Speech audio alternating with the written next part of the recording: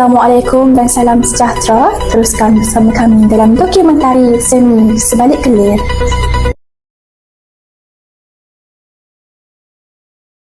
Dari bumi, Cik Siti Wan kembang, di kampung Kemucuk Macang, wayang kulit terus hidup dalam denyut seni dan warisan masyarakat.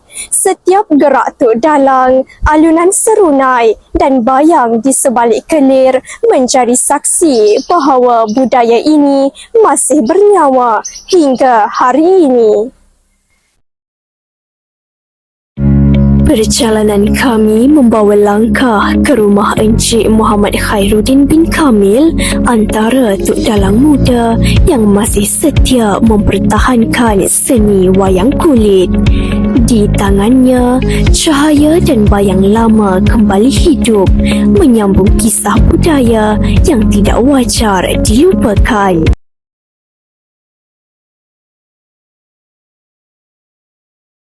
Wayang kulit merupakan antara seni tradisional yang sinonim dengan masyarakat Melayu, khususnya di Pantai Timur.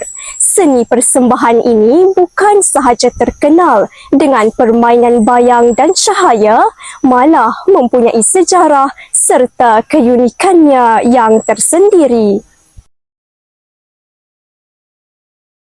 Wayang kulit di Malaysia dipercayai berkembang daripada pengaruh budaya luar sebelum disesuaikan dengan budaya tempatan. Di Pantai Timur, khususnya di Kelantan, wayang kulit mekar dengan identitinya yang tersendiri dan terus dihargai sebagai warisan seni teater tradisional Melayu. Uniknya wayang kulit ini bukan sekadar pada jalan ceritanya, tetapi pada setiap watak patung yang digunakan.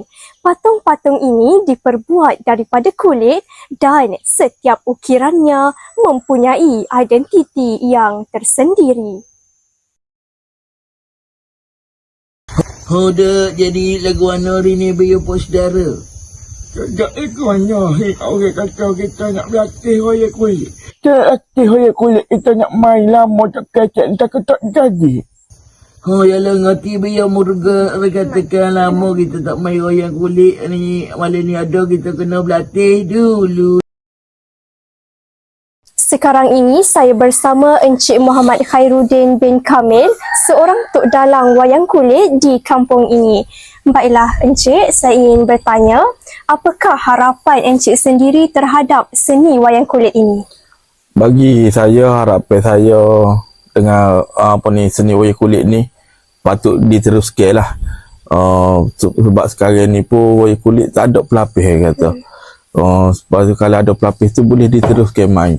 Sekarang ni memang banyak orang kata jemput tel lah. Seperti malam ni pun ada membuat persembahan wayang kulit di Aceh. Boleh nak tengok wayang kulit dah secara live kata. Jadi kami berpeluang untuk menyaksikan sendiri persembahan wayang kulit pada malam ini. Tanpa disangka, kru lensa SMKT turut berpeluang menyaksikan sendiri persembahan wayang kulit yang berlangsung di Tok Bok Macang. Warisan ini tidak akan terus hidup jika tiada generasi yang sanggup mengenali dan mempertahankannya.